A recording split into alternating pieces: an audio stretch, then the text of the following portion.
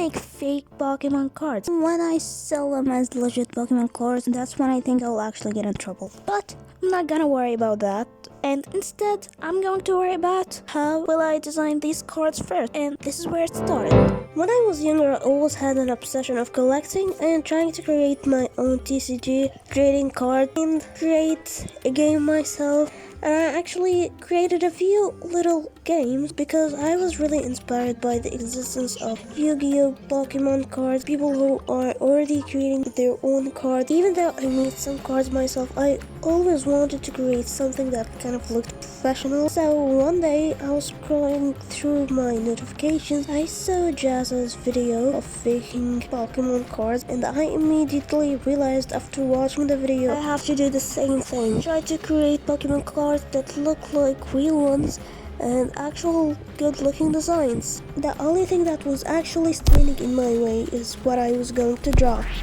Thoughts that I had before starting the first piece is what the inspiration is going to be. I realized that I've never purchased a real Pokemon card, so I have nothing close to reference. My only go-to was Google and YouTube. I started watching videos on how to play Pokemon cards, card rules, and type how to read a Pokemon card. And after that, I realized that why not make my Pokemon creature a cat. I decided to create 3 cards, and the first design, while designing it, I wasn't satisfied because I didn't have a sketch, but I needed to touch myself to start doing anything. So it was done.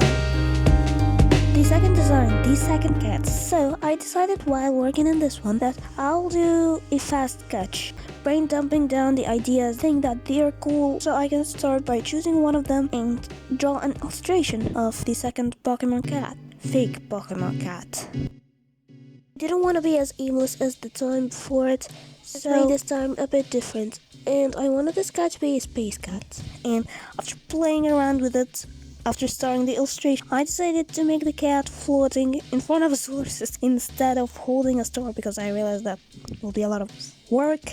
I thought I would look cooler.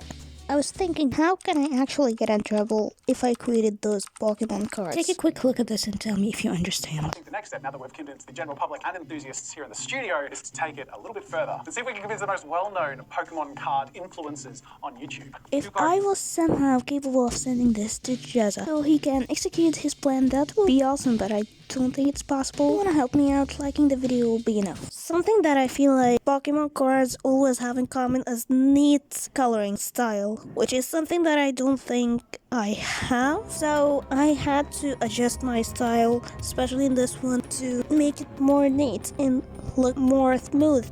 After some correction, it turned out to be this lovely cat, and I decided to call it Space Cat or Astronaut Cat. I'm not certain yet. I guess I'll choose, but let's see how things go. I was looking at both my digital designs and trying to find a connection between them aside from the fact that they're both cats, so I thought of writing the 4 animals that I enjoy drawing the most and putting each of them against each other in an Instagram poll and taking out both winners from the 2 polls, putting them against each other again and seeing which one out of the 4 wins. In the end, the frog won, but I'm not surprised honestly because I only draw cats most of the time, so I guess my followers are, Anyway, I was thinking of a concept for my 3rd Pokemon. I kept on staring at the first one. So what do you remind me of? Suits.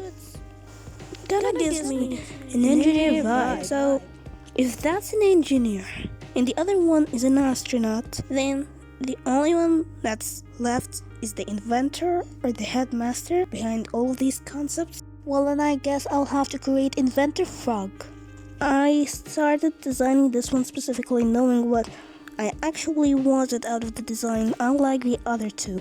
Like, it was for the first time the most satisfying one because I had a picture in my head and I saw this picture coming true. And it was really one of the most satisfying ones. Of course, I started it first by taking some frog references because I'm not usually that good with animals. So I tried to give this one Pokemon character a nerdy look, like a book nerd character who likes to write things and invent things. I tried to make this as obvious as I possibly can. Turned out looking good. I really loved how it turned out. It was so satisfying. And now I had 3 collection of fake Pokemon cards. The only thing that was left was the description and final official names. So when I was at my research stage at the very beginning, I was searching for a Pokemon card template. I thought that maybe just I can search on Play Store or a Pokemon card maker app. It had some good reviews, so I decided to download it. So this is the part where I watched some YouTube videos of packs unboxing, and I zoomed in on some Pokemon cards. Had they structured things like skills, elements of Pokemon cards. From there, I started working on each one. And the first one definitely was the hardest one.